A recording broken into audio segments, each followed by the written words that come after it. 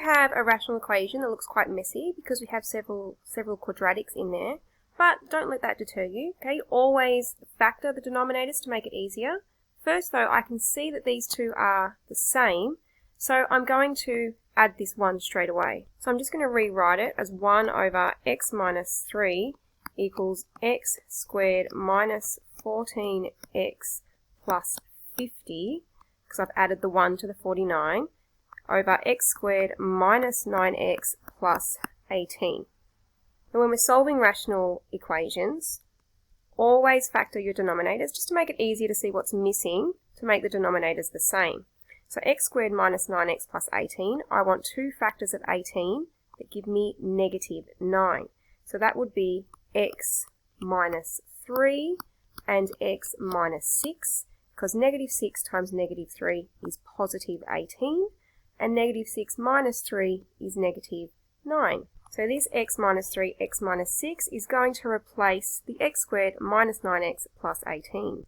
So now we just need to make the denominators on the left and the right the same, and we can see on the left we already have x minus 3, so the only thing we're missing is this x minus 6, so we need to multiply the whole left hand side by x minus 6 over x minus 6. And since we're only multiplying by 1, it's just going to be x minus 6 over x minus 3, x minus 6, and then this expression replaces my expression on the left. Now that we have our denominators on the left and right equal, we can now ignore them and make the numerators equal to each other. Okay, I've done that down here, so this is both the numerators. Because the denominators are equal, we can just exclude. And now we can solve. So we'll add our 6 over here because it's currently negative, so I'm going to end up with plus 56. I don't have any x squareds to move, so I'm going to leave that. And then I'm going to subtract an x from negative 14, so that gives me negative 15x, and I'm left with nothing on the left-hand side. So now I'm going to factor this quadratic using the product and sum method. So I need two factors of 50 that add to negative 15. And those factors are negative 7 and negative 8.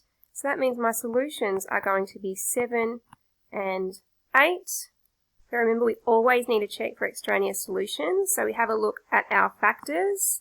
They're negative 3 and negative 6, which means x is not allowed to equal 6 or 3, because these two values would make the denominator 0. X equals 7 and 8.